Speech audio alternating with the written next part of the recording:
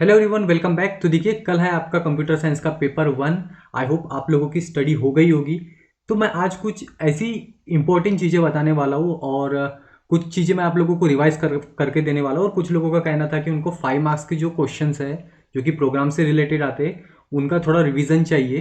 ठीक है, और कौन कौन से इंपॉर्टेंट आ सकते हैं उसके बारे में वो पूछ रहे थे। और सी प्लस प्लस का जो महा रिविजन है मैं इसमें करने वाला हूँ, क्योंकि सी प्लस प्लस एक ऐसा लेसन है जो कि टोटल आप लोगों को आधे मार्क्स दिलवा सकता है। ठीक है, मीन्स डायरेक्टली 41 मार्क्स का लेसन है, जिसमें से अगर आप लोग 10 मार्क्स अगर माइनस कर देते हो, 10 मार्क्स नहीं, मैं 15 मार्क्स अगर माइनस अगर करता हूँ तो 26 बच जाते। तो 26 मार्क्स आप लोग सिर्फ सी प्लस प्लस से ला सकते हो, और एस टी एम एल रह जाता है आप लोगों का फिर 14 में से अगर -5 करें तो 9 मार्क्स का। तो टोटल आप लोगों का अगर ऐसा अगर मैं गिनूँ तो 35 मार्क्स तो आप लोगों के C plus plus and S T M L में ही मिल जाएंगे। ठीक है, फिर रहे फिर 15 मार्क्स। तो रहे 15 मार्क्स आप लोग ऑपरेटिंग सिस्टम और डेटा स्ट्रक्चर के बेसिक्स से कवर कर सकते हो। तो एक चीज़ ध्यान में रखना कि आप लोगों को C plus plus and S T M L करना है। एस टी एम एल मैं इसीलिए कह रहा हूँ क्योंकि एस टी एम एल है easy. S T M L का 5 मार्क्स का प्रोग्राम जो आता है वो काफ़ी ईजी होता है, और फिर आप लोगों को बेसिक अगर नॉलेज है तो आप लोग बाकी के जो 4 मार्क्स है, एक एम सी क्यू प्लस एक 3 मार्क का क्वेश्चन आएगा, वो आप लोग कवर कर सकते हो। तो इस वीडियो में मैं आप लोगों को सी प्लस प्लस का एक रिवीजन वीडियो करा के दे रहा हूँ। ठीक है, उसमें फिर आप लोगों को 5 मार्क्स के क्वेश्चंस बताऊंगा सी प्लस प्लस के और एस टी एम एल के, और एस टी एम एल को मैं थोड़ा सा रिवाइज भी कर दूंगा। ठीक है, और फिर हाउ टू राइट आंसर्स ये मैं आप लोगों को 2020 पेपर सोल्यूशन में ही बता दूंगा। और 2020 का मैं पेपर सोल्यूशन बताने वाला हूँ कि किस तरीके से पेपर सॉल्व किया जाता है, और मीन्स आप लोग किस तरीके से लिखोगे। ओके, तो स्टार्ट करते सबसे पहले सी प्लस प्लस के महा रिविजन से। और 40 अबो मार्क्स की स्ट्रैटेजी है। आप लोग को मैंने इंपॉर्टेंट टॉपिक्स भी ऐसे कुछ बताया हो। आप लोगों को डेटा स्ट्रक्चर और ऑपरेटिंग सिस्टम अच्छे से अगर करना है, अच्छे से करोगे तो आप लोग 50 आराम से ला सकते हो। तो सबसे पहले अपन स्टार्ट करेंगे सी प्लस प्लस से। तो देखिए, अपना स्टार्ट हो गया अब सी प्लस प्लस। तो अपन बेसिक बेसिक ही चीज़ें देखेंगे, और मैं इंपॉर्टेंट चीज़ें आप लोगों को रिवाइज करवा के दे रहा हूँ। ओके, तो सबसे पहले तो आप लोगों को एक इंपॉर्टेंट चीज़ पता होना चाहिए कि जैसे कि review of C plus plus निकाल दिया गया है, लेकिन एक चीज़ तो आप लोगों को पता ही होना चाहिए कि सी प्लस प्लस है क्या। तो सी प्लस प्लस एक हाई लेवल प्रोग्रामिंग लैंग्वेज है, जिसमें अपन क्या करते हैं, प्रोग्रामिंग करते हैं। ओके, सी प्लस प्लस एक हाई लेवल प्रोग्रामिंग लैंग्वेज है जिसमें अपन प्रोग्रामिंग करते, प्रोग्राम्स बनाते हैं। तो आप लोगों को बेसिक सा जो सी प्लस प्लस वो पता होना चाहिए। उसका इन्वेंशन में उसको किसने बनाया है, स्टो बिजारने ने बनाया है। तो ये भी आप लोग ध्यान रखोगे, बेसिक सी चीज़ है, एकदम नॉर्मल सी चीज़। तो सबसे इंपॉर्टेंट एक क्वेश्चन है जो कि एग्जाम में आ सकता है मेरे हिसाब से, वो है structure of C plus plus program. एक बेसिक जो स्ट्रक्चर होता है ना सी प्लस प्लस प्रोग्राम का, वो आप लोगों को पता होना चाहिए। तो एक सी प्लस प्लस के प्रोग्राम में क्या क्या चीज़ें होती है वो देख लो। तो आप लोगों ने तो वैसे देख लिए होंगे, काफ़ी लोगों को पता होगा। बेसिक सिंटैक्स स्ट्रक्चर को ही हम लोग क्या कहेंगे, सिंटैक्स कहेंगे। तो बेसिक सिंटैक्स में देखो क्या क्या होता है। हेडर फाइल्स होती है, हेडर फाइल्स बहुत इंपॉर्टेंट चीज़ है। तो hash include iostream dot H, ये एक हेडर फाइल है, और सबसे इंपॉर्टेंट हेडर फाइल है सी प्लस प्लस के प्रोग्राम की। कोई भी सी प्लस प्लस का प्रोग्राम हो, आयोस्ट्रीम जो हेडर फाइल होती है ये होती ही है। ओके, तो ये होना ही चाहिए। और फिर नेक्स्ट एक हम लोगों ने दिए है कोनियो डॉट एच। ये जो कोनियो डॉट एच है, ये अगर आप लोगों ने नहीं भी दिए तो चलेगा, लेकिन अगर आप लोग टर्बो सी प्लस प्लस जैसे पुराने अगर कंपाइलर्स अगर यूज़ करते हो, जहाँ पे कंसोल इनपुट आउटपुट पे अपने को आउटपुट मिलता है, ठीक है, एक सेपरेट कंसोल आता है, उसके लिए ये यूज़ होती है ये वाली header file conio dot H. तो सबसे इंपॉर्टेंट आयोस्ट्रीम डॉट एच है, ये आप लोगों को पता होना चाहिए। देन उसके बाद में मेन फंक्शन आता है। मेन फंक्शन तो होता ही है, कोई भी सी प्लस प्लस के प्रोग्राम में मेन फंक्शन होता ही है। ओके, मेन फंक्शन के बिना सी प्लस प्लस का प्रोग्राम बनेगा ही नहीं। तो ये मेन फंक्शन है। मेन फंक्शन आप लोगों को हमेशा डिफाइन करना ही होता है, कोई भी प्रोग्राम बना लो। और यहाँ पे जो आप लोगों को आई एन टी दिख रहा होगा वो रिटर्न टाइप होता है। जो फंक्शन होते हैं ना, हम लोगों ने फंक्शन के बारे में पढ़ेंगे वैसे थोड़ा सा, आप लोगों को पता होगा तो आप लोग इसको समझ जाओगे कि ये क्या चीज़ है। ये आई एन टी जो है ये रिटर्न टाइप है। यहाँ पे अपना वॉइड भी होता है। अगर मेन के आगे में अगर वॉइड लगाए तो वो जो मेन फंक्शन रहेगा वो कोई भी चीज़ रिटर्न नहीं करेगा। ठीक है, वो कोई भी चीज़ रिटर्न नहीं कर सकता। बट अगर इसके आगे अगर हमने आई एन टी लगाया है, मतलब ये मेन फंक्शन जो है इंटीजर टाइप की जो वैल्यूज है वो रिटर्न कर सकता है। ओके, और अगर हमने इसके आगे कुछ भी नहीं लगाया, सपोज मेन के आगे, तो ये जो आई एन टी होता है ये डिफॉल्ट में होता है। ये चीज़ ध्यान में रखोगे, ठीक है। और मेन जो फंक्शन होता है उसमें ये पैरेंथेसिस तो लगते ही है, कोई भी फंक्शन रहेगा उसके आगे पैरेंथेसिस लगते हैं। Then opening brace and closing brace, ये होती है फंक्शन की बॉडी। तो मेन जो फंक्शन रहेगा ये इसकी बॉडी रहेंगी, और ये बॉडी आएंगी ओपनिंग और क्लोजिंग ब्रासेस में। ठीक है, तो ये प्रॉपरली दोगे ओपनिंग क्लोजिंग ब्रासेस, और अंदर में देखो क्या क्या चीज़ें आती है फंक्शन की बॉडी। तो मेन फंक्शन में C L R S C R, clear screen करने के लिए हम लोग इसका यूज़ करते हैं। क्लियर स्क्रीन मतलब ये अगर हम लोग कंसोल अगर का यूज़ कर रहे हैं तो कंसोल में क्या होता है, हम लोगों को पहले स्क्रीन को क्लियर करना होता है, तो CLR SCR लगाना जरूरी होता है। तो CLR SCR क्या है, एक्चुअल में एक फंक्शन है, ठीक है, तो इसीलिए हम लोगों ने इसके आगे पैरेंथेसिस भी लगाए। देन बॉडी में जो भी अपने स्टेटमेंट्स आते हैं ना वो सेमी कोलन से क्लोज होते हैं, तो सेमी कोलन से क्लोज करना नहीं भूलोगे, तो सेमी कोलन से क्लोज करोगे, ये बहुत मैंडेटरी चीज़ है। तो CLR SCR ये एक स्टेटमेंट खत्म हो गया तो सेमी कोलन लगा दिए। देन अगर हम लोगों को अभी तो यहाँ पे मैंने एक एग्जांपल दिया छोटा सा कि अगर हम लोग हेलो वर्ल्ड को कोई डिस्प्ले करना चाहते हैं तो हम लोग क्या का यूज़ करते हैं, सी आउट। क्या का यूज़ करते हैं, सी आउट का यूज़ करते हैं। तो सी आउट और फिर ये जो ऑपरेटर हम लोगों ने यूज़ किया इंसर्शन ऑपरेटर है, ये कौन से ऑपरेटर है, इंसर्शन ऑपरेटर। एग्जाम में पहले काफ़ी बार पूछा गया ये वाला क्वेश्चन कि इंसर्शन ऑपरेटर और एक्सट्रैक्शन ऑपरेटर क्या होता है। अभी रिव्यू ऑफ C++ हटा दिया है तो शायद मेरे ख्याल से वो चीज़ नहीं आएगी, इंसर्शन ऑपरेटर और एक्सट्रैक्शन ऑपरेटर। तो लेकिन आप लोग समझ जाओगे, आप लोगों को थोड़ा सा देखना पड़ेगा इंसर्शन ऑपरेटर और एक्सट्रैक्शन ऑपरेटर क्या होता है। तो आउटपुट के लिए हम लोग जो यूज़ करते हैं ना ऑपरेटर, ये लेस देन जो आप लोगों को दिख रहा है ये है इंसर्शन ऑपरेटर। देन हम लोगों को जो भी डिस्प्ले करवाना होता है, जो भी हम लोग डिस्प्ले करवाना चाहते हैं जैसे का वैसा, ठीक है, जैसे मुझे हेलो वर्ल्ड अगर डिस्प्ले करवाना है तो मुझे उसको क्या में लिखना पड़ेगा, डबल कोट में लिखना पड़ेगा, तो मैं हेलो वर्ल्ड को डबल कोट में लिख दिया। देन इसको भी सेमी कोलन से कोलन क्लोज कर देंगे। देन गेट सी एच क्या के लिए करते हैं हम लोग, स्क्रीन को होल्ड करने के लिए करते हैं। स्क्रीन को होल्ड करने के लिए ये फंक्शन का यूज होता है, ठीक है, ज़्यादा नहीं दिखती इसके। और फिर लास्ट में रिटर्न जीरो लगाना इंपॉर्टेंट है। अगर आप लोग INT लगाते हो तो, अगर वॉइड लगाए हो तो रिटर्न जीरो नहीं लगाओगे, लेकिन अगर INT लगाए हो तो रिटर्न जीरो लगाना जरूरी है। ओके, तो ये चीज़ ध्यान रखोगे। तो ये बेसिक सा स्ट्रक्चर हो गया C++ प्रोग्राम का। आप लोग इसको अपने हिसाब से एक्सप्लेन भी कर सकते हो कि मेन फंक्शन जो होता है वो इंपॉर्टेंट होता है, देन हम लोग सेमी कोलन वगैरह ये सारी चीज़ें यूज़ करते हैं, ये होता है बेसिक स्ट्रक्चर। ओके, वैसे तो इसके ऊपर क्वेश्चन आना मेरे ख्याल से तो मुश्किल है, लेकिन आप लोग ये बना लोगे अगर एग्जाम में आता है तो। ओके, तो थोड़ा थोड़ा इसको एक्सप्लेन करवा दोगे। तो देखो ये जो स्ट्रक्चर ऑफ C++ प्रोग्राम है ये तो आप लोगों को करना ही है, लेकिन अब इस पर बहुत सारी चीज़ें आ जाती है, जैसे कि हम लोगों ने वेरिएबल्स पढ़े थे, ऑपरेटर्स पढ़े थे, बेसिक कंट्रोल स्ट्रक्चर्स पढ़े थे। तो वो जो चीज़ें हैं ना वो आप लोगों को नहीं पढ़नी है क्योंकि वो रिव्यू ऑफ C++ में आया है। ओके, लेकिन आप लोगों को अगर पता होगा तो अच्छी बात है, आप लोग अच्छे मार्क्स उस पर कवर कर सकते हो अगर आ गया तो, ठीक है। लेकिन जो प्रोग्राम्स है वो प्रोग्राम्स आने के बहुत ज़्यादा चांसेस है। बेसिक वाले जो प्रोग्राम्स है, जैसे हम लोग फिबोनाची सीरीज निकालते हैं, फैक्टोरियल नंबर निकालते हैं, लार्जेस्ट फ्रॉम 3 निकालते हैं, लार्जेस्ट फ्रॉम 4 निकालते हैं, एरे का सम निकालते हैं, एरे में से लार्जेस्ट नंबर निकालते हैं। तो ये जो प्रोग्राम्स है वो आने के चांसेस है, जो कि हम लोग 5 मार्क्स वाले जो मैं आप लोगों को बताने वाला हूँ ना उसमें हम लोग थोड़ा कवर कर लेंगे। ओके, इंपॉर्टेंट प्रोग्राम मैं आप लोगों को समझा के दूंगा, और किस तरीके से आप लोग प्रोग्राम बनाओगे वो आप लोगों को बता दूंगा, क्योंकि बहुत सारे लोगों को स्टार्टिंग ही करते नहीं आती, तो स्टार्टिंग करना इंपॉर्टेंट चीज़ है प्रोग्राम की। तो ये हो गया स्ट्रक्चर ऑफ C++ प्रोग्राम का। और अभी हम लोग नेक्स्ट चीज़ देखते हैं। तो देखो ये एक अपना टॉपिक है एरेज, और एरेज आप लोगों को पता होना चाहिए क्योंकि एरेज जो है वो एग्जाम में आ सकता है, और आप लोगों को डेटा स्ट्रक्चर के नज़रिए से भी इसको अच्छे से करना है। ओके, तो बेसिक सा जो एरे होता है वो क्या होता है आप लोगों को पता होना चाहिए। N array is a collection of identical data objects.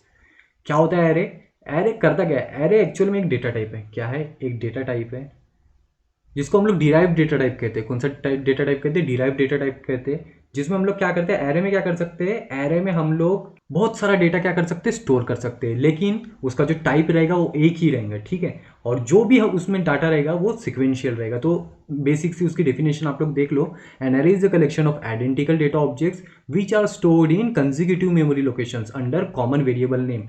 Variable का जो नेम रहता है वो सेम ही रहता है एरे में। ओके, लेकिन क्या होता है उसका जो इंडेक्स होता है वो अलग अलग होता है। ये चीज़ भी इसमें ध्यान रखोगे क्या होता है इंडेक्स वगैरह, अभी मैं आप लोगों को थोड़ा बता देता हूँ। ओके, और नेक्स्ट एक डेफिनेशन है छोटी सी, an array is a collection और group of similar type data elements that share a common name. अभी देखो थोड़ा सा मैं आप लोगों को बता देता हूँ। तो 1 डायमेंशनल एरे के बारे में ही बताता हूँ, 2 डायमेंशनल एरे के बारे में हम लोग नहीं पढ़ेंगे, और वो आने के चांसेस भी कम है। कम मतलब बहुत ही ना के बराबर है।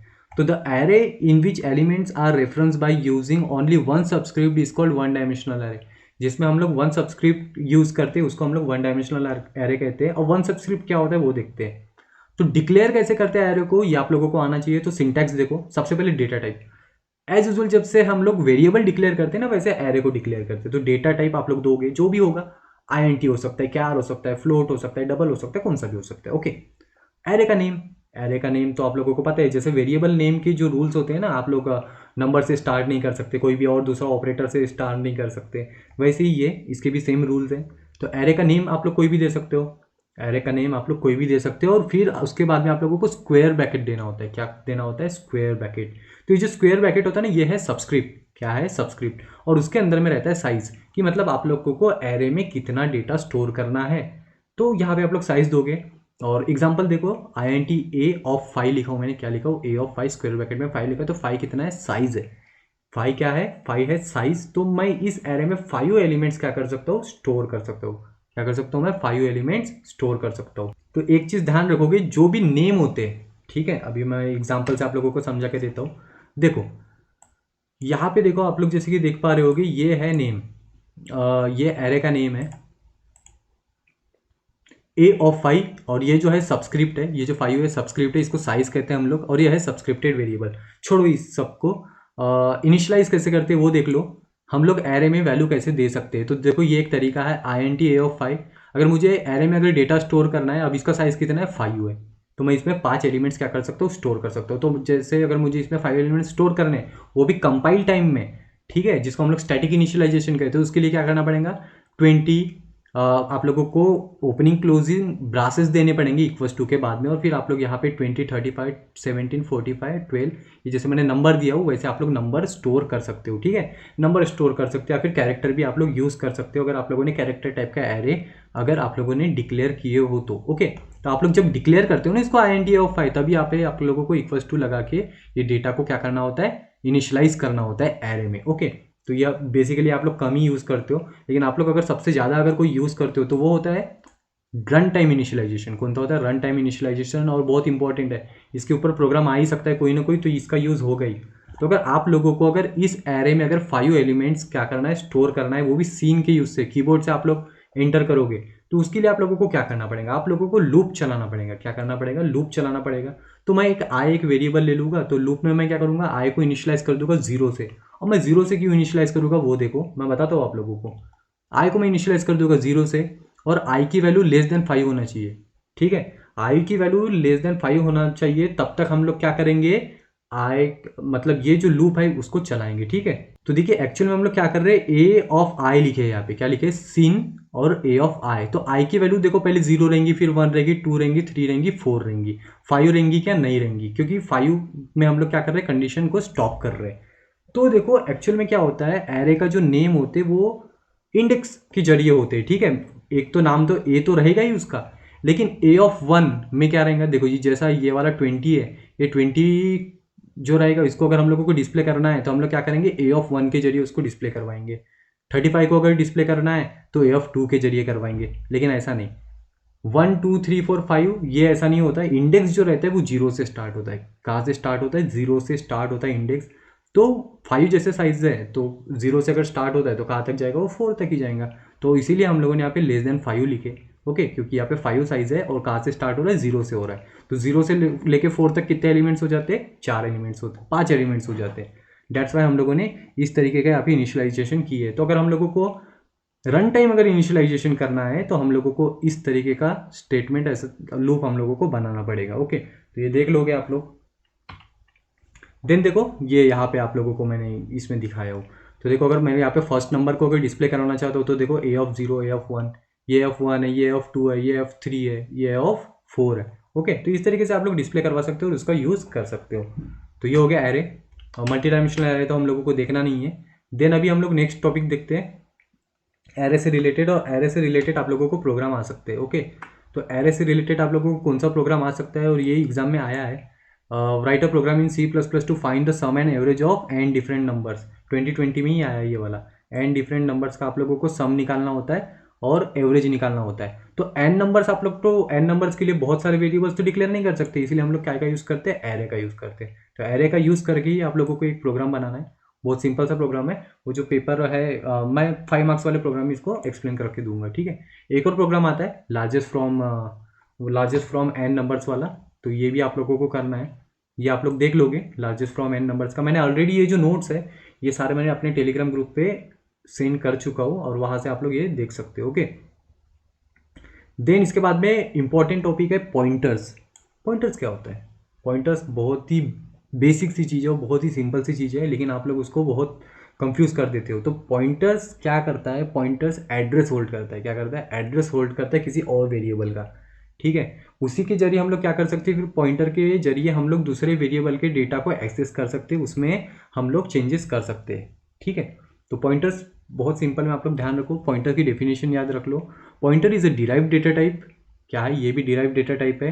क्या करता है ये रेफर करता है अनदर वेरिएबल को, जो कि क्या करेगा, मेमोरी, उसका वेरिएबल का जो मेमोरी एड्रेस है, ठीक है, उसको होल्ड करेगा, लेकिन डेटा को होल्ड करेगा क्या, नहीं, उसका एड्रेस होल्ड करेगा क्या, पॉइंटर, और जो एड्रेस के हिसाब से ही फिर उसका डेटा हम लोग एक्सेस कर सकते हैं। ओके, तो सिंपल सा ध्यान रखोगे, a pointer is a variable which holds the memory address of another data. Declare कैसे करते हैं वो देखो, इसको डिक्लेयर करते हैं इस तरीके से, पहले डेटा टाइप आता है, फिर यहाँ पे हम लोग एस्टेरिस्क का सिंबल देते हैं, क्या देते हैं, एस्टेरिस्क का सिंबल देते हैं, और देन पॉइंटर का नेम आ जाता है, पे क्या आ जाता है, पॉइंटर का नेम। तो इस तरीके से आप लोग पॉइंटर को डिक्लेयर कर सकते हो। ओके, ये डिक्लेयर करने का इसका तरीका है। देन यहाँ पे एक और चीज़ आती है कि इसको इनिशियलाइज कैसे करा जाता है। तो इनिशियलाइज करते समय आप लोग देखो कि हम लोगों को पॉइंटर में एड्रेस को स्टोर करना होता है। तो पॉइंटर को एड्रेस स्टोर करने के लिए हम लोग क्या करते हैं, ये देखो, जैसे मैंने यहाँ पे INT*PTR लिखा हो, तो ये मेरा पॉइंटर यहाँ पे डिक्लेयर हो गया, देन कॉमा ए लिखा हो। अब ए में सपोज हम लोग कोई वैल्यू डाल देंगे, 10 डाल देंगे, तो अब मुझे 10 को एक्सेस करना है पॉइंटर के जरिए। तो मैं क्या करूँगा, ये PTR लूंगा, सिर्फ क्या लूंगा, PTR लूंगा, और PTR इक्वल्स टू मैं M% ऑफ ए लिख दूंगा। ये जो M% होता है, ये होता है एड्रेस ऑपरेटर। कौन सा होता है, एड्रेस ऑपरेटर, या फिर इसको रेफरेंस ऑपरेटर भी कहते हैं। ठीक है, फिर हम लोग जैसे अगर पॉइंटर लगा दिए, तो पॉइंटर लगाने के बाद में वो डी रेफरेंस हो जाता है। तो अगर मैं आप लोगों को एक एग्जांपल से बताता हूँ, ये देखो, ये अपना एक छोटा सा एग्जांपल देख लो। यहाँ पे मैंने क्या किया हो, यहाँ पे पॉइंटर डिक्लेयर किया हो, और यहाँ पे मैंने पॉइंटर में ए को इनिशियलाइज कर दिया हो। ठीक है, मैं थोड़ा इसको बड़ा कर लेता हूँ। ये देखो, ए का एड्रेस मैंने यहाँ पे पॉइंटर में इनिशियलाइज कर दिया। ठीक है, ए की वैल्यू मैंने क्या रखा हूँ, 10 रखा हूँ। फिर उसके बाद देखो, मैंने पॉइंटर PTR ये इसमें इंटर डिस्प्ले कर दिया हूँ, मैंने क्या कर दिया हूँ, पॉइंटर PTR डिस्प्ले किया हूँ। देन आफ्टर मैं क्या कर रहा हूँ, pointer PTR equal to pointer PTR plus a कर रहा हूँ। ठीक है, तो हो क्या रहा है, अगर मैं यहाँ पे अगर सिर्फ अगर PTR डिस्प्ले करवाता हूँ, मैंने सपोज अगर PTR अगर डिस्प्ले करवाता हूँ, सिर्फ PTR, ठीक है, अब PTR में क्या है, एड्रेस है ए का। तो अगर मैं सिर्फ PTR अगर डिस्प्ले करवाता हूँ, तो मुझे एड्रेस दिखाएगा ए का, ठीक है, जो भी एड्रेस रहेगा।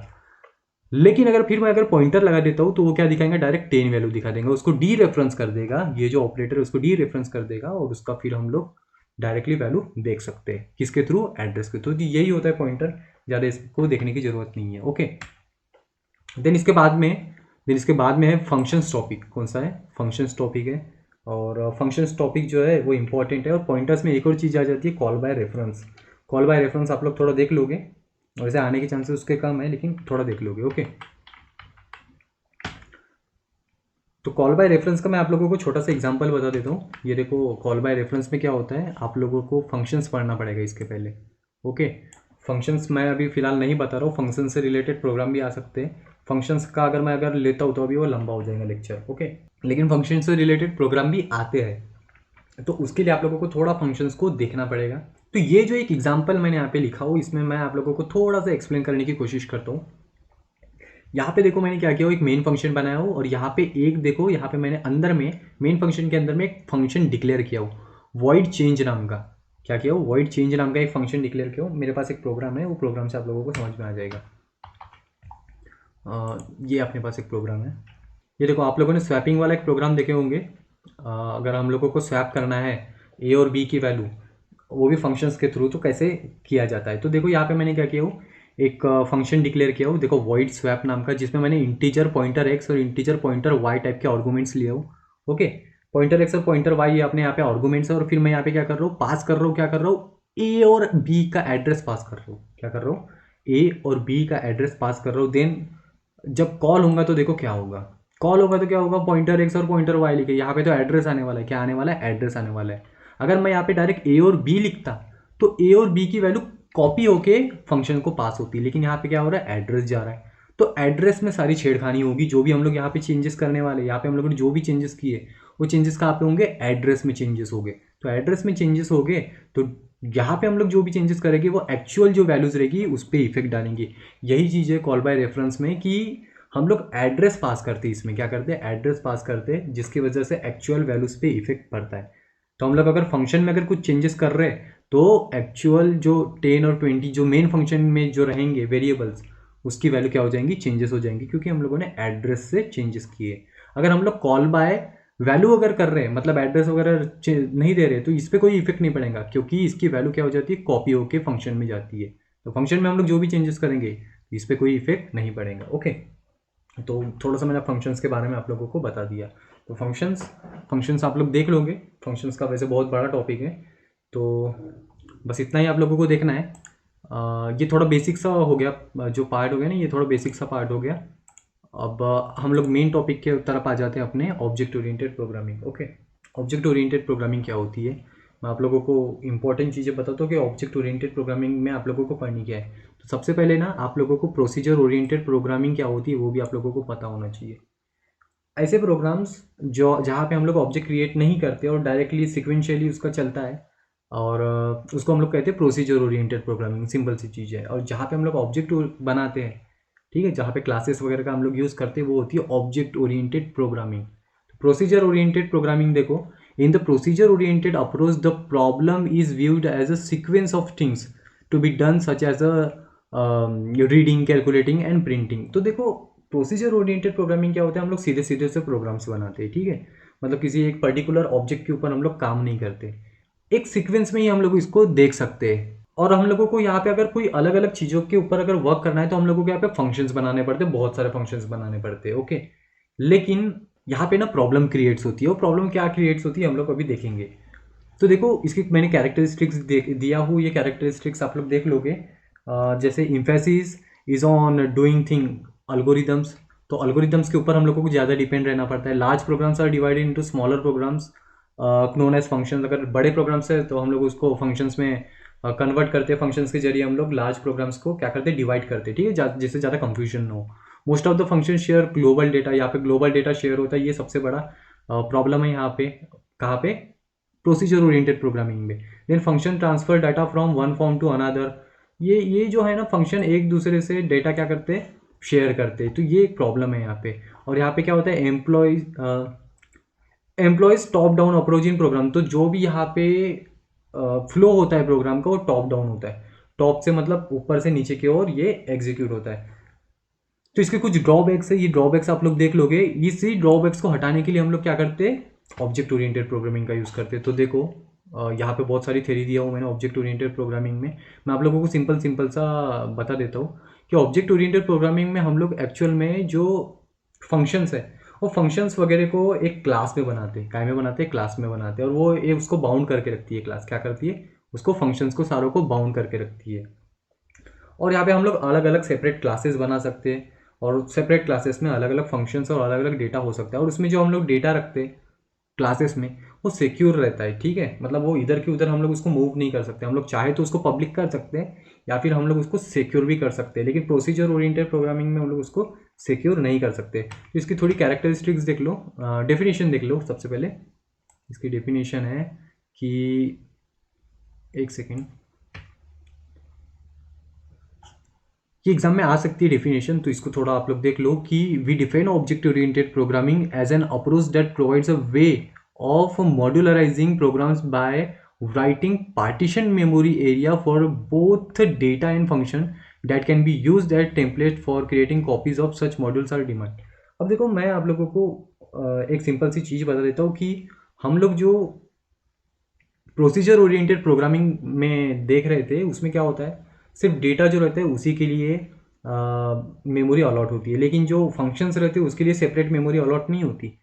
इसमें क्या होता है, इसमें जो फंक्शंस हम लोग बनाते हैं, फंक्शंस जो रहेगा हम लोगों का डेटा रहेगा उसके लिए क्या होती है, सेपरेट मेमोरी अलॉट होती है। तो इससे क्या होगा कि हम लोगों को सेपरेट सेपरेट चीज़ों में काम करने में आसानी जाएंगी।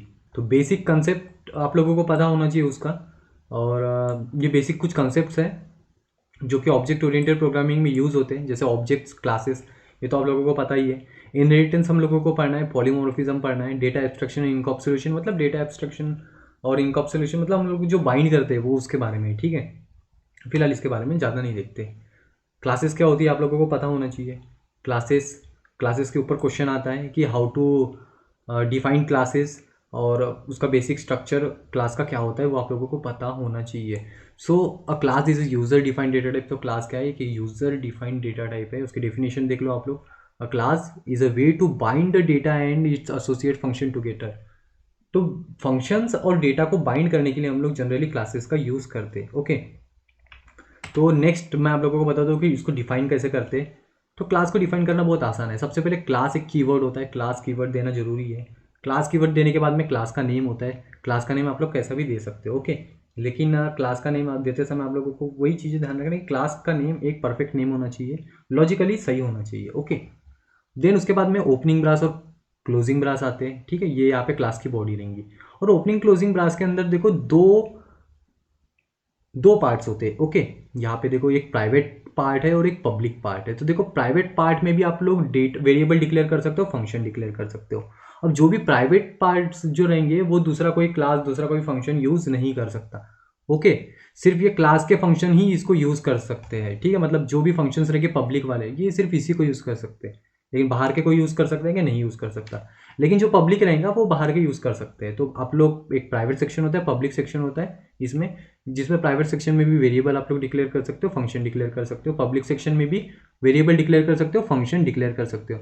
तो ये जो प्राइवेट और पब्लिक है ये एसएस स्पेसिफायर है। क्या है? एसएस स्पेसिफायर है। तो एसएस स्पेसिफायर देना जरूरी है, ठीक है। अगर देखो मैं यहाँ पे अगर कोई भी एसएस स्पेसिफायर अगर नहीं देता तो जो वेरिएबल हम लोग यहाँ पे डिक्लेयर करेंगे, फंक्शन डिक्लेयर करेंगे, वो ऑटोमेटिकली प्राइवेट हो जाएंगे। क्या हो जाएंगे? प्राइवेट हो जाएंगे। अगर मैं डिक्लेयर नहीं करता तो प्राइवेट क्या होता है? डिफॉल्ट होता है।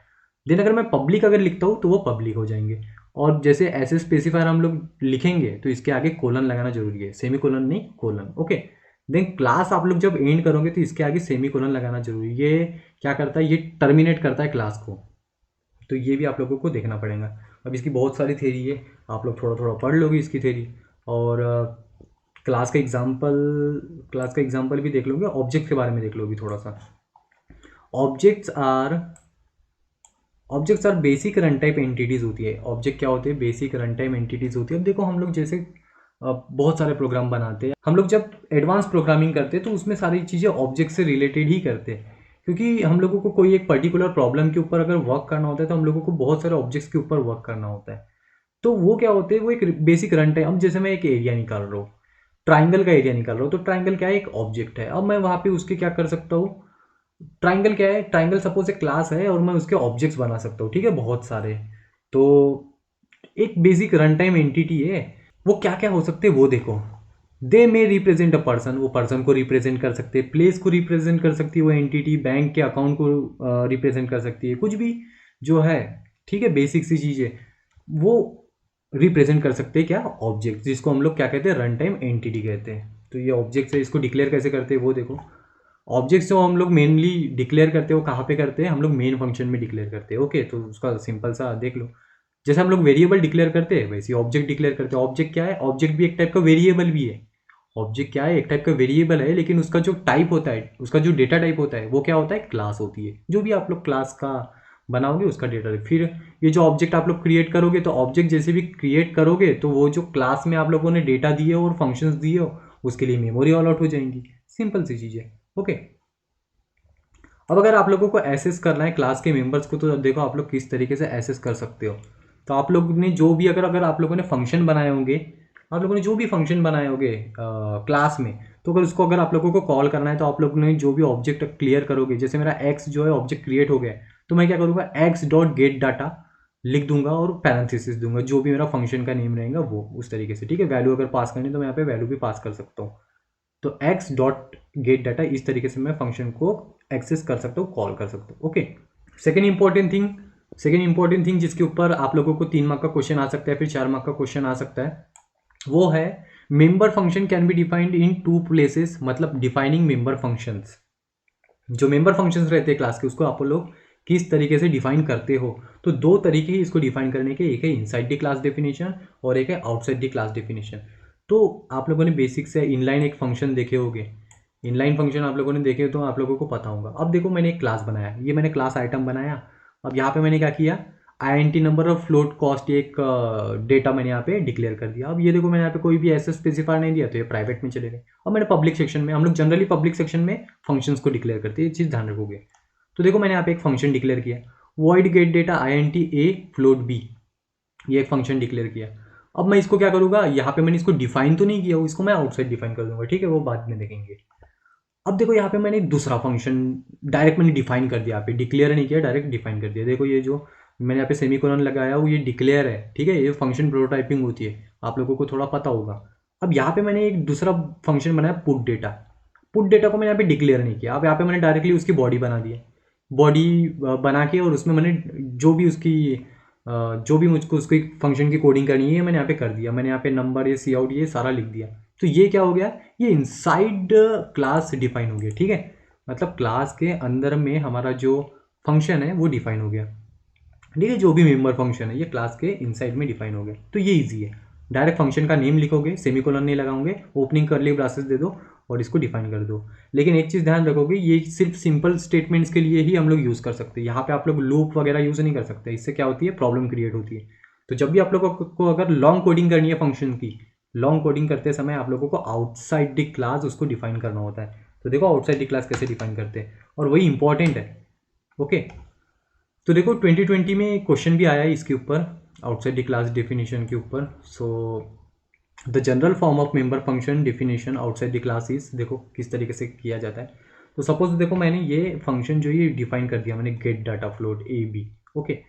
अब इसको मुझे ये करना है, तो मैं उसका जनरल से पहले सिंटैक्स बता देता हूँ आप लोगों को। तो देखो जनरल सा सिंटैक्स सबसे पहले होता है रिटर्न टाइप। क्या होता है, रिटर्न टाइप होता है। तो रिटर्न टाइप देना जरूरी है, जो भी आप लोग फंक्शन का रिटर्न टाइप दोगे, वॉइड दियो, आईएनटी दियो, जो भी दियो वो आप लोगों को लिखना होगा। देन उसके बाद आता है क्लास नेम। ये इंपॉर्टेंट है, आप लोगों को यहाँ पे बताना पड़ता है कि भाई वो जो आप लोग यहाँ पे फंक्शन डिफाइन कर रहे हो वो उस क्लास का मेंबर है, तो क्लास नेम देना पड़ेगा यहाँ पे। क्लास नेम देने के बाद में यहाँ पे स्कोप रिजोल्यूशन ऑपरेटर लगाना पड़ता है। ये क्या करता है, इसको ज्वाइन करता है, ओके, सिंपल सा ज्वाइन करता हूँ, ये वर्ड ध्यान में रखो।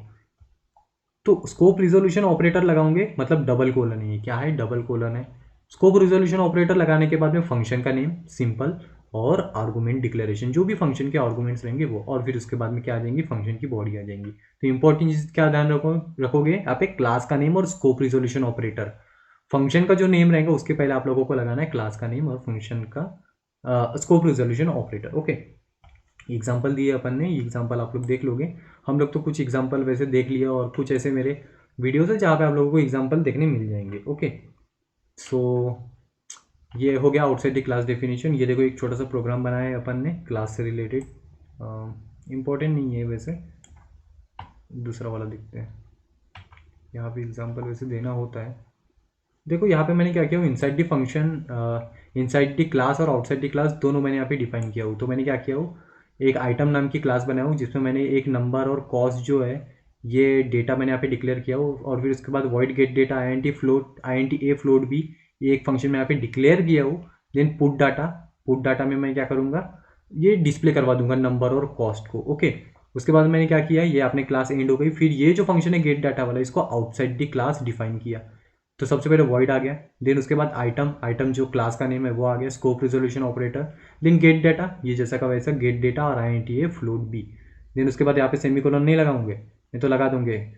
तो फिर उसके बाद में उसकी बॉडी आ गई, फिर number equals to A, cost equals to B लिखा हूँ मैंने, मतलब नंबर में ए की वैल्यू आ जाएंगी और कॉस्ट में बी की वैल्यू आ जाएंगी। तो ए और बी में हम लोग क्या करेंगे, वैल्यू पास करेंगे। किधर से पास करेंगे, मेन फंक्शन से, जब हम लोग ऑब्जेक्ट क्रिएट करेंगे। तो यहाँ पे मैंने क्या किया, मेन फंक्शन में ऑब्जेक्ट क्रिएट किया, आइटम टाइप, आइटम जो है हमारी क्लास है और एक्स जो है उसका ऑब्जेक्ट है। अब देखो मैंने क्या किया, यहाँ पे कॉल कर दिया गेट डेटा को। तो गेट डाटा को जब मैं कॉल करूंगा तो मुझे दो नंबर्स को क्या करना है, पास करना है। तो मैं 100 और 28.7 ये मैंने क्या कर दिया, पास कर दिया। ए और बी में ये हो जाएंगे कॉपी, और फिर नंबर में चले जाएगा ए की वैल्यू और कॉस्ट में चले जाएंगी बी की वैल्यू, सिंपल सी चीज़ है। और देन मैंने पुट डाटा को कॉल कर दिया, तो पुट डाटा में क्या हो जाएगा, पुट डाटा में ये नंबर और कॉस्ट हमारा क्या हो जाएगा, डिस्प्ले हो जाएगा, ओके। तो सिंपल सी चीज़ है ये। तो देखो आप लोगों को कुछ सिंपल से प्रोग्राम्स करने पड़ेंगे, और सिंपल से प्रोग्राम्स आ सकते हैं क्लास से रिलेटेड। तो ये मैंने कुछ सिंपल प्रोग्राम है अपने, इसको नहीं बताता मैं आप लोगों को। एक सिंपल वाला ये वाला प्रोग्राम देखो, ये आ सकता है एग्जाम में, ओके। इसका मतलब अलग अलग तरीके से आ सकता है। अभी तो यहाँ पे मैं क्या कर रहा हूँ, write a program in C++ to find area and circumference of circle using class circle, okay. और मैंने एक छोटा सा यहाँ पे लिखा हुआ, इसको ध्यान मत दो। तो मुझे क्लास सर्कल बनाना है और मुझे एरिया फाइंड आउट करना है, ठीक है। अब आप लोगों को स्फीयर का भी आ सकता है, स्फीयर का अगर नहीं आया तो ट्राइंगल का आ सकता है, और कुछ भी एरिया आ सकता है, ठीक है। तो चांसेस है इसके। तो क्या करना पड़ेगा, अगर मुझे अगर एरिया निकालना है सर्कल का, और वो भी क्लास क्लास जो है वो बनानी है इसमें मुझे, कौन सी, सर्कल नाम की। तो क्या करना पड़ेगा, एक सिंपल सी मैं क्लास सर्कल बना दूंगा, जो जो डेटा लगता है मैं वहाँ पे डिक्लेयर कर दूंगा। तो मुझे एरिया के लिए ए लगेगा और आर के लिए, मतलब रेडियस के लिए आर लगेगा। तो मैं एक पब्लिक में एक फंक्शन बना दूंगा एरिया, जिसमें मैं क्या करूँगा, कैलकुलेशन करूँगा। तो मैं यहाँ पे डायरेक्ट इनपुट ले लूँगा सीन के जरिए, रेडियस, रेडियस जो है मैं इनपुट ले लिया, और एरिया में मैं क्या कर दूंगा 3.14 इंटू आर कर दूंगा। ये मैंने एरिया का फॉर्मूला यहाँ पे लगा दिया। देन फिर इसमें मैं क्या करूँगा, वॉइड सरकमफेरेंस का यहाँ पे निकाल दूंगा, ठीक है। तो ये आप लोग देख लो। देन उसके बाद में देखो, अगर मुझे डिस्प्ले करना है तो मैं क्या करूँगा, डिस्प्ले नाम का यहाँ पे फंक्शन बना लूँगा। डिस्प्ले नाम का फंक्शन बनाने के बाद में इसको आउटसाइड डिक्लेयर कर दूंगा। देखो बड़ा सिंपल सा मैंने इसको आउटसाइड इसको डिक्लेयर कर दिया, डिफाइन कर दिया। और एरिया ऑफ सर्कल और सर्कमफेरेंस ऑफ सर्कल दिखा दिया मैंने। ये ए आ गया और ये सी आ गया सर्कमफेरेंस का, बड़ा सिंपल। देन इसके बाद में मेन फंक्शन डिक्लेयर करेंगे। सर्कल का हम लोग क्या करेंगे, ऑब्जेक्ट बना लेंगे। मैंने यहाँ पे C1 बना दिया, आप लोग C2 C3 C4 बना सकते हो। फिर उतने टाइम से फिर आप लोगों को कॉल अगर करना है तो वो भी आप लोग कर सकते हो। तो मैंने C1 यहाँ पे एक ऑब्जेक्ट बना लिया और फिर मैंने कॉल कर दूंगा एरिया को, सरकम को और डिस्प्ले को, बस एंड, और कुछ नहीं आएगा इसमें। तो इतना आप लोगों को करना जरूरी है।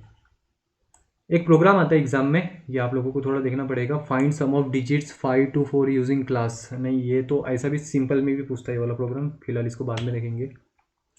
ये आप लोगों को एग्जाम में आता है, मोस्टली पूछा गया है, मोस्टली पूछ सकता है, ठीक है।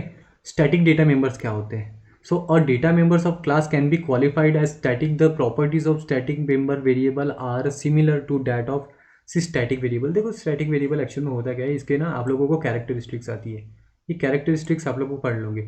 It is initialize to zero when the first object of its class is created, no other initialization is permitted.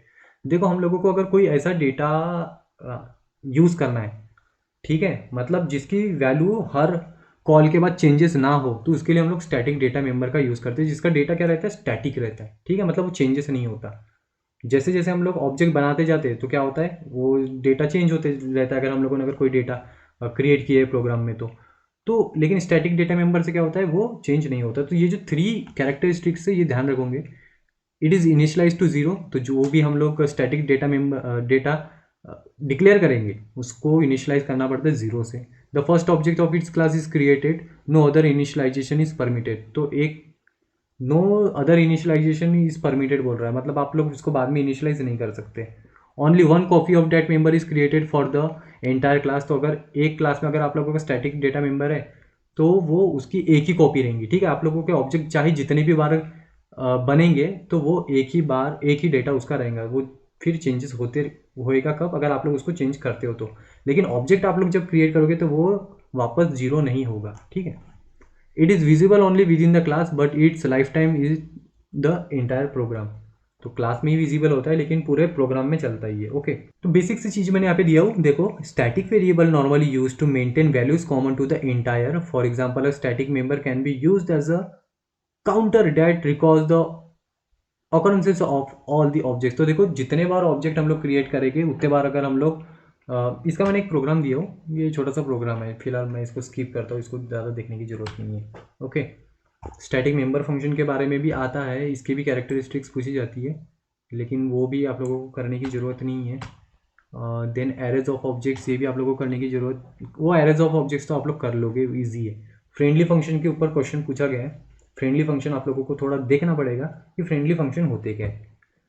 तो फ्रेंड फंक्शन हम लोग यूज़ कब करते हैं, जब अगर आप लोगों को बाहरी अगर फंक्शन में अगर क्लास का सिक्योर डेटा को अगर यूज़ करना है, क्लास के अगर सिक्योर डेटा को अगर आप लोगों को बाहरी फंक्शन के जरिए अगर यूज़ करना है तो आप लोगों को फ्रेंड फंक्शन का यूज़ करना पड़ेगा, चाहे वो दूसरी क्लास हो या फिर आप लोगों को सीधा सा एक फ्रेंड फंक्शन हो, ठीक है, मतलब कोई और दूसरा फंक्शन हो, तो हम लोगों को फ्रेंड फंक्शन यूज़ करना पड़ता है। हम लोगों को सिंपली बताना पड़ता है क्लास में कि वो हमारा जो हम लोग यहाँ पे फंक्शन बना रहे वो फ्रेंड फंक्शन है। तो वो फ्रेंड फंक्शन क्या कर सकता है, दूसरे क्लास के, मतलब उसी क्लास के डेटा को क्या कर सकता है, वो यूज़ कर सकता है, ओके। सिक्योर डेटा जो रहेगा उसका मतलब प्राइवेट में जो रहेगा।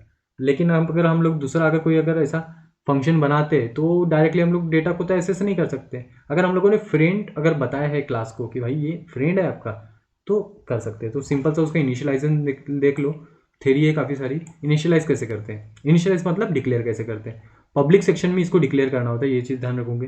पब्लिक सेक्शन में इसको डिक्लेयर करोगे तो आप लोग जो भी फंक्शन बना रहे हो, ठीक है, जो भी फंक्शन यूज़ करना चाह रहे हो उसको बस आप लोगों को उसके आगे फ्रेंड कीवर्ड जो है वो लगाना पड़ेगा। तो फ्रेंड कीवर्ड आप लोगों ने अगर लगा दिए तो ये जो फंक्शन रहेगा ये फंक्शन इसके प्राइवेट डेटा को एक्सेस कर सकता है। ओके, सिंपल सा ध्यान रखोगे। फ्रेंड फंक्शन की कुछ स्पेशल कैरेक्टरिस्टिक्स है, ये आप लोगों को पढ़नी पड़ेंगी, ठीक है। 6 मैंने यहाँ पे कुछ लिखा हूँ, ये आप लोगों को पढ़नी ही पड़ेंगी कैरेक्टरिस्टिक्स, एग्जाम में आती है ये। तो it is not in the scope of the class and ये बहुत सारी है, आप लोग पढ़ लोगे, ठीक है, थ्योरी पार्ट है ये। देन इसके बाद में इंपॉर्टेंट टॉपिक आ जाता है कंस्ट्रक्टर एंड डिस्ट्रक्टर्स का। कंस्ट्रक्टर क्या होते हैं और डिस्ट्रक्टर्स क्या होते हैं। तो कंस्ट्रक्टर देखो बहुत सिंपल सी चीज़ है, ये भी एक टाइप के फंक्शन ही है। लेकिन आप देखो अगर क्लास में अगर कोई फंक्शन बनाते हो तो आप लोगों को उसको ऑब्जेक्ट के जरिए सेपरेट उसको कॉल करना पड़ता है। लेकिन कंस्ट्रक्टर्स क्या होते हैं, कंस्ट्रक्टर स्पेशल मेंबर फंक्शन होते हैं जिसको आप लोगों को कॉल करने की जरूरत नहीं होती। आप लोगों ने जैसे ऑब्जेक्ट बना लिए तो वो ऑटोमेटिकली क्या हो जाते हैं, कॉल हो जाते हैं। अब कैसे कॉल होते हैं वो देखो।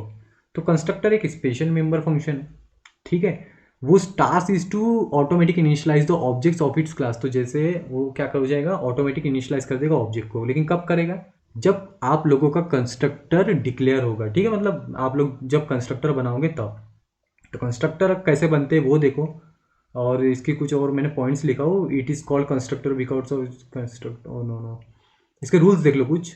Syntax rules for writing functions, a constructor name must be same as that of its class name. तो देखो आप लोग जो भी फंक्शन बनाते हो तो फंक्शन के आप लोग अलग अलग नाम देते हो, लेकिन कंस्ट्रक्टर आप लोग जब भी बनाओगे तो आप लोगों को कंस्ट्रक्टर का जो नेम है वो एज इट इज किसके समान रखना पड़ेगा, क्लास के समान रखना पड़ेगा, ठीक है। तो क्लास का जो नेम रहेगा वही कंस्ट्रक्टर का नेम रहेगा। और it is declared with no return type, इसका कोई रिटर्न टाइप नहीं होता, ना वॉइड होता है, ना आईएनटी होता है, ना कुछ भी नहीं होता इसका return type. Okay, it may not be static और वर्चुअल, नो ये स्टैटिक हो सकता है ना वर्चुअल हो सकता।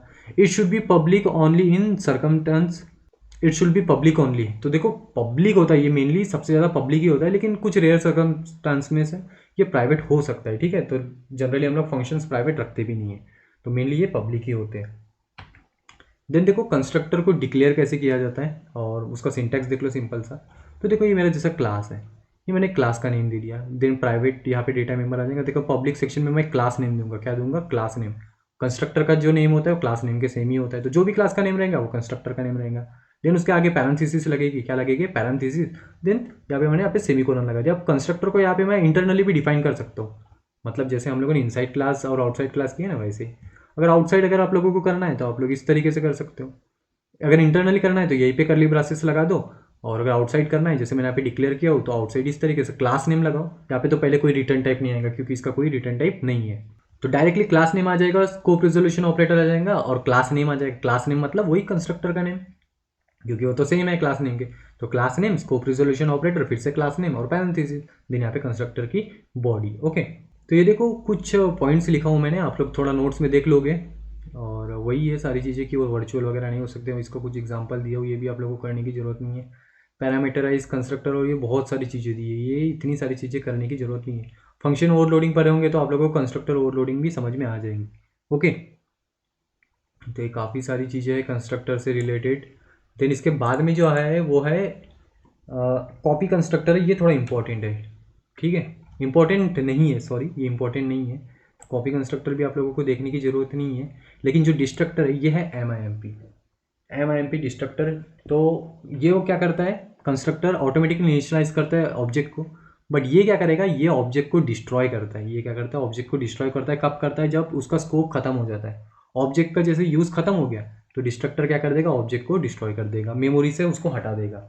So a destructor, as the name implies, to use to destroy the objects that have been created by a constructor. तो आप लोग जो भी ऑब्जेक्ट बनाते हो, ठीक है, वो ऑब्जेक्ट का अगर स्कोप अगर खत्म हो गया है, मतलब उसका यूज़ खत्म हो गया है, तो आप लोगों का जो डिस्ट्रक्टर अगर आप लोगों ने बनाए हो तो डिस्ट्रक्टर क्या कर सकता है, उसको हटा देता है मेमोरी से। ओके, मेमोरी फ्री कर देता है। तो सेम उसी के जैसा इसको डिक्लेयर किया जाता है, लेकिन यहाँ पे सिर्फ यहाँ पे टील का सिंबल लग जाता है, ठीक है। क्लास का नेम जैसा रहेगा वैसा ही इसका भी नेम रहेगा, और लेकिन यहाँ पे क्या रह जाएगा, टील का सिंबल लग जाएगा। इसके कुछ सिंटैक्स रूल्स है, ये सिंटैक्स रूल्स आ सकते हैं आप लोगों को 4 मार्क के लिए, तो सिंटैक्स रूल्स आप लोगों को मिलेंगे आपकी बुक में, तो ये कर लेना, ठीक है, ये इंपॉर्टेंट है।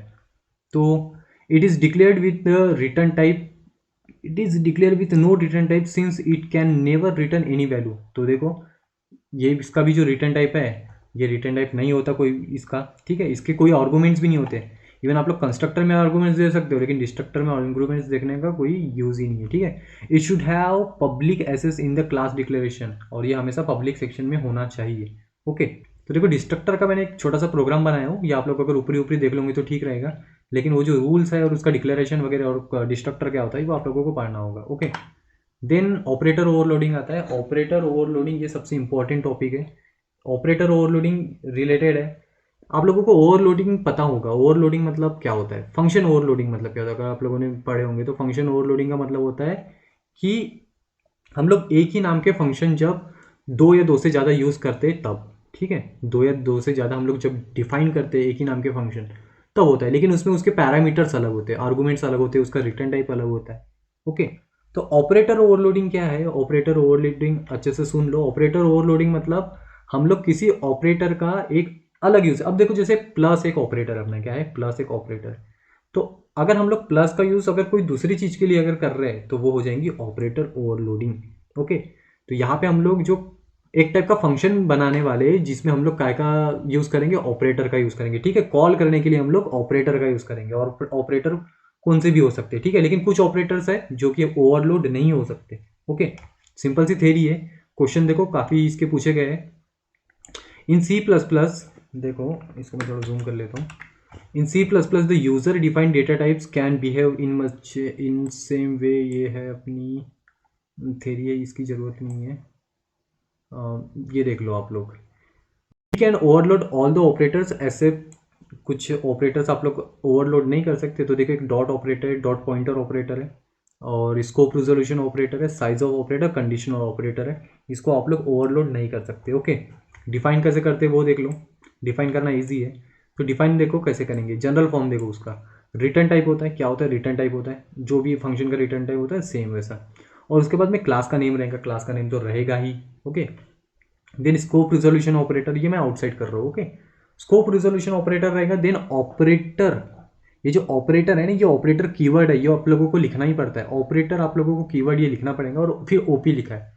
ओपी का मतलब होता है ऑपरेटर। यहाँ पे आप लोग plus minus asterisk division modular division ऐसे बहुत सारे operator, less than greater than कोई भी यूज कर सकते हो, ओके, आपके मुताबिक।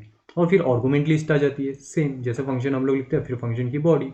तो देखो वॉइड ऑपरेटर प्लस प्लस, ये मैंने कुछ एग्जांपल दिया हो, is equal to void increment. अगर हम लोग कोई इंक्रीमेंट अगर करना चाहते हैं, जैसे मैंने इंक्रीमेंट फंक्शन दिया हो, तो मैं डायरेक्ट प्लस प्लस ऐसा लिख सकता हूँ। तो अगर मैं उधर प्लस प्लस, तो ये जैसे मैं एक एग्जांपल से आप लोगों को समझा के देता हूँ, एग्जांपल से आप लोगों को समझ में आ जाएगा ये। तो ये कुछ थेरी है important. The process of overloading involves the following steps. Overloading करने के कुछ स्टेप्स है, ये इंपॉर्टेंट है, ये 3 स्टेप्स हैं, ये आप लोगों को पढ़ने पड़ेंगे। सबसे पहले create a class that defines the data type that is being used the operator operation.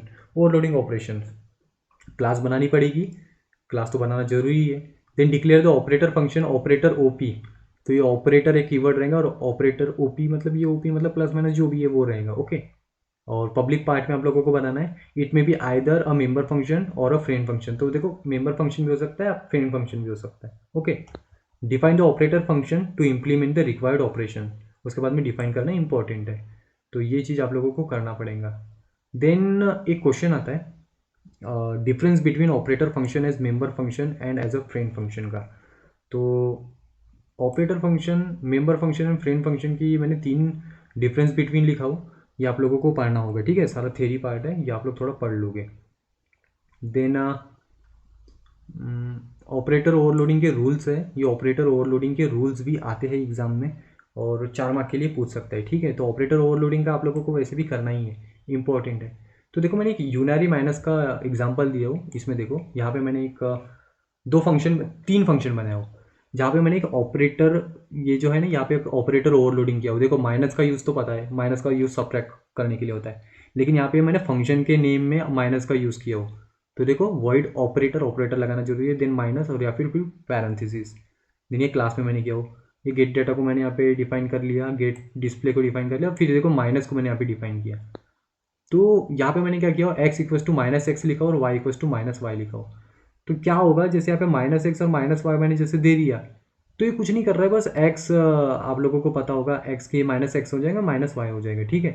अब देखो ये कॉल कैसे होगा वो देखना है आप लोगों को। ये कॉल कैसे होगा, ये माइनस लिखा हो ना, ये कॉल कैसे होगा वो अभी आप लोगों को देखना है। ये आ गया मैं यूनरी यू, ये मैंने यहाँ पे ऑब्जेक्ट क्रिएट कर लिया, ठीक है। यूनरी जो अपनी क्लास है उसका यू ये ऑब्जेक्ट मैंने क्रिएट कर लिया। गेट डाटा को कॉल कर दिया, डिस्प्ले को कॉल कर दिया। अब मैंने यहाँ पे ऑब्जेक्ट के आगे सिर्फ माइनस लगाया हो, क्या लगाया हो, सिर्फ माइनस लगाया हो। तो मैंने सिर्फ माइनस अगर यू लिख दिया तो ये ऑटोमेटिकली कॉल हो जाएगा। तो माइनस का यूज़ अपना काय के लिए हो रहा है, कॉल करने के लिए यूज़ हो रहा है। तो मैंने डायरेक्ट माइनस लगा दिया तो डायरेक्ट कॉल हो जाएगा। बस यही सिंपल सी चीज़ है इसकी। ओके, तो ये हो गया आप लोगों का ऑपरेटर ओवरलोडिंग। देन देखो अपना नेक्स्ट टॉपिक आता है इनहेरिटेंस, और इनहेरिटेंस बहुत इंपॉर्टेंट टॉपिक है और इसके ऊपर एक क्वेश्चन तो पकड़ के चलो 3 मार्क का या फिर 4 मार्क का, ठीक है। और इनहेरिटेंस होता क्या है ये आप लोगों को पता होना चाहिए। सिंपल सी चीज़ है इनहेरिटेंस की, कि जैसे कोई एक चीज़ है और वो कोई दूसरी चीज़ की प्रॉपर्टीज अगर एक्वायर कर रहा है, ठीक है, तो उसको क्या कहते हैं, इनहेरिटेंस, सिंपल से वर्ड में, ठीक है। तो लेकिन इसमें क्या होता है, देखो इस इनहेरिटेंस में क्या होता है, the mechanism deriving a new class from an old one is called inheritance. तो देखो हम लोग कोई ओल्ड क्लास से अगर कोई नई क्लास बनाते हैं, मतलब ओल्ड क्लास की हेल्प से अगर कोई हम लोग अगर नई क्लास बना रहे, तो वो होता है इनहेरिटेंस। ओके, तो इनहेरिटेंस में क्या होता है, जो हम लोग नई क्लास बनाते हैं पुरानी वाली क्लास से, तो जो नई क्लास रहती है वो पुरानी वाली क्लास का जो डेटा रहेगा उसको क्या कर सकती है, एक्सेस कर सकती है। मतलब उसका जो डेटा है वो इस क्लास में आ जाता है, नई वाली क्लास में, ठीक है। लेकिन उसमें जो प्राइवेट डेटा रहता है वो नहीं आता है, ठीक है। जो पब्लिक वाला जो डेटा रहता है वो आ जाता है दूसरी क्लास में। ओके, तो ये सिंपल सा चीज़ है इनहेरिटेंस का, और इसकी थ्योरी है, ये आप लोग देख लोगे। इसको डिफाइन कैसे करते हैं वो देख लो। सबसे पहले आप लोगों को, अगर आप लोग को अगर नई क्लास अगर बनाना चाहते हो, ठीक है, पुरानी वाली क्लास से, तो सपोज अपनी पुरानी क्लास बन गई है, ठीक है, सपोज पुरानी क्लास बन गई है। अब तो उसके लिए आप लोगों को क्या करना पड़ेगा, नई क्लास बनाना है तो क्लास की वर्ड तो लिखना ही पड़ेगा। फिर आप लोगों को लिखना पड़ेगा डिराइव क्लास नेम। क्या लिखना पड़ेगा, डिराइव्ड क्लास नेम। देन उसके बाद में आप लोगों को लगाना पड़ेगा यहाँ पे कोलन। क्या लगाना पड़ेगा, कोलन लगाना पड़ेगा। देन यहाँ पे विजिबिलिटी मोड रखना पड़ेगा आप लोगों को, क्लास का विजिबिलिटी मोड रखना पड़ेगा। अगर आप लोगों ने यहाँ पे अगर प्राइवेट रखे हो तो ये प्राइवेट डेटा को एक्सेस नहीं कर पाएगा, ठीक है।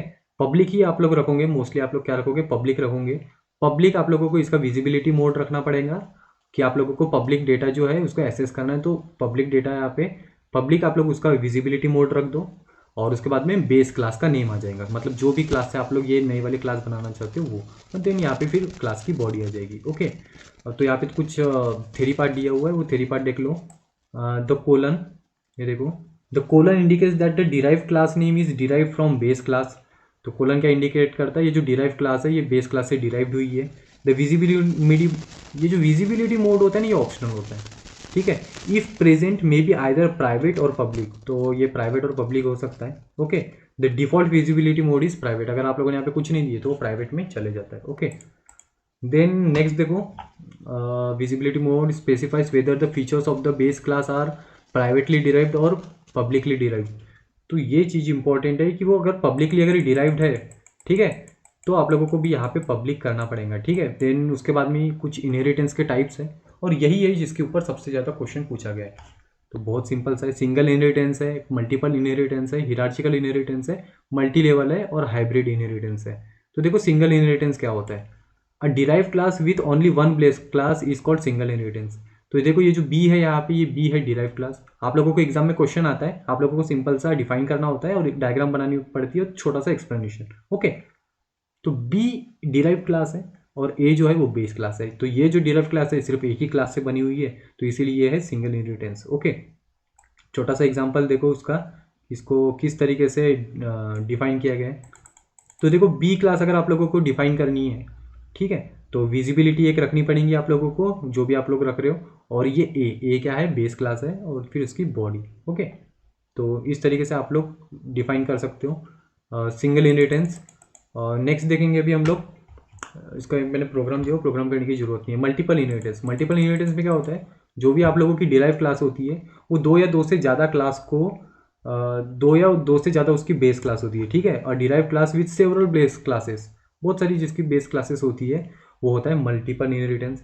सेम चीज़, उसका एग्जाम्पल, उसका सिंटैक्स वगैरह दे दोगे। ओके, और उसकी डायग्राम। देन इसका एग्जाम्पल दिया था मैंने, एग्जाम्पल के लिए हिरार्चिकल देखो, हिरार्चिकल में क्या होता है, अगर आप लोगों की कोई एक बेस क्लास से अगर आप लोग बहुत सारी डिराइव क्लास बनाते हो तो वो होता है हिरार्चिकल इनहेरिटेंस। ओके, वो क्या होता है, hierarchical inheritance. Then multilevel inheritance क्या होता है? मल्टी लेवल देखो, अब यहाँ पे क्या किया हुआ है, ये जो बी क्लास है, बी एक डिराइव क्लास है जिसका बेस क्लास क्या है? ए है। अब देखो जो सी है, सी ने क्या की है, सी ने बी को, सी जो बनी है बी के जरिए बनी है, ठीक है, तो सी की बेस क्लास है बी, बट बी की क्या है? ए। तो ऑटोमेटिकली जो सी में है उसमें कंटेंट आ जाएगा, ए का भी आ जाएगा, बी का भी आ जाएगा, ठीक है। The mechanism of deriving a class from another derive class, the mechanism of deriving a class from another derive class is known as multilevel inheritance. बहुत सिंपल है, और इस बार इसके आने के 100% चांस है इनहेरिटेंस के, ओके। देन और उसमें है हियरार्चिकल वाला, तो जिसको ज़्यादा देखना नहीं है। अब ये आ जाता है आप लोगों का पॉलीमॉर्फिज्म, इंपॉर्टेंट टॉपिक और लास्ट टॉपिक है।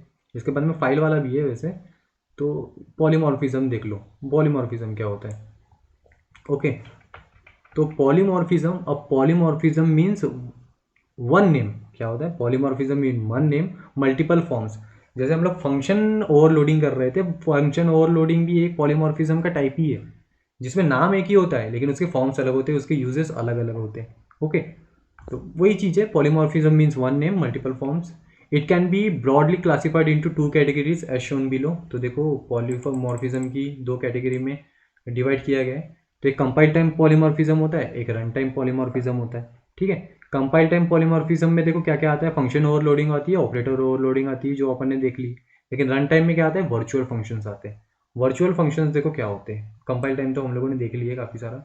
रन टाइम पॉलीमॉर्फिज्म देखो, run time polymorphism refers to linking of a function call to a particular class much later runtime. Thus, it is not known as which function will be invoked till an object actually makes the function call during the program's execution. तो object decide करता है run time में, ठीक है, execution के समय, कि कौन से फंक्शन को कॉल करना है, ठीक है। काफ़ी बार ऐसा होता है कि कुछ फंक्शंस ऐसे होते हैं जिसको हम लोग, जैसे अगर मैं आप लोगों को सिंपल से एग्जाम्पल बताऊँ, अगर हम लोगों ने दो क्लास बनाए हैं, ठीक है, और इनहेरिटेंस का यूज़ किए वहाँ पे, और दोनों क्लास में सेम फंक्शन नेम है, ए क्लास का अलग नेम है, एक क्लास में एक फंक्शन है डिस्प्ले फंक्शन, और बी क्लास में भी एक डिस्प्ले फंक्शन है। तो प्रॉब्लम ये हो जाती है कि जब ऑब्जेक्ट जब क्रिएट हम लोग करते हैं, तो भाई कौन से क्लास के फंक्शन को हम लोगों को कॉल करना है। तो ये वर्चुअल फंक्शन के जरिए पॉसिबल होता है, ओके। तो इसमें वर्चुअल फंक्शन आप लोगों को थोड़ा देखना है, और उसके रूल्स देखने हैं। क्या देखने हैं? रूल्स देखने। रूल्स आप लोगों के बुक में दिए गए हैं, और इसके रूल्स पढ़ना जरूरी है। और बाकी वर्चुअल फंक्शंस की थोड़ी सी थ्योरी, बस यहाँ पे आप लोगों का वर्चुअल फंक्शन हो जाता है एंड। और अब बच जाता है आप लोगों का फाइल से रिलेटेड। तो फाइल से रिलेटेड भी हम लोग देख लेंगे। फाइल से रिलेटेड देखो क्या आता है आप लोगों को। देन देखो फाइल्स के बारे में आप लोगों को क्वेश्चन आता है, लेकिन इसका क्वेश्चन बहुत कम पूछा गया है, ठीक है। तो फाइल ऑपरेशंस के कुछ क्वेश्चन आते हैं। तो देखो मैं आप लोगों को थोड़ा सिंपल सिंपल में बता देता हूँ। यहाँ पे कुछ क्लासेस यूज होती है फाइल्स के लिए, ठीक है, फाइल्स ऑपरेशन करने के लिए। तो तीन क्लासेस है, देख लो। एक है ईफ स्ट्रीम, ऑफ स्ट्रीम और एफ स्ट्रीम, ओके। तो ईफ स्ट्रीम हम लोगों को काय के लिए यूज होती है वो देख लो। सबसे पहले एफ स्ट्रीम देख लो। F stream provide support for simultaneous input and output operations. ये क्या के लिए यूज होती है? इनपुट आउटपुट ऑपरेशंस के लिए यूज होती है। Inherits all the function from I stream और ओ स्ट्रीम। ये क्या कर लेती है? इनहेरिट कर लेती है सारे function istream and ostream, ये जो क्लास है इससे, ठीक है। और छोड़ो अभी इसको, बस इसमें ज़्यादा ध्यान रखने की जरूरत नहीं है, सिर्फ यही ध्यान रखना, ठीक है। It provide support for simultaneously input and output operations, okay. Then ifstream देखो, इफ स्ट्रीम क्या करता है? Ifstream provides input operations contain open with default input mode. ये क्या के लिए यूज होता है? इनपुट ऑपरेशंस के लिए होता है इफ स्ट्रीम, ओके। बस इतना लिखे हो गए। और ये इनहेरिटेंस ये नहीं भी किए तो चलेगा। ऑफ स्ट्रीम क्या के लिए होता है? ऑफ स्ट्रीम यूज होता है आउटपुट ऑपरेशंस के लिए। क्या के लिए यूज होता है? आउटपुट ऑपरेशंस के लिए यूज होता है। और it contains open with default output mode. Contain open with default output mode, ये थोड़ा सा ध्यान रख लेंगे। और ये contains open with default input mode, बस और कुछ नहीं, ओके। फाइल को ओपन क्लोज कैसे करते हैं वो आप लोगों को थोड़ा देखना पड़ेगा। ओपन क्लोज करना बहुत सिंपल सा है। ओपन करने के लिए देखो आप लोगों को फाइल स्ट्रीम क्लास, ये एक बेसिक सा सिंटैक्स है। फाइल स्ट्रीम क्लास ये लिखना पड़ेगा।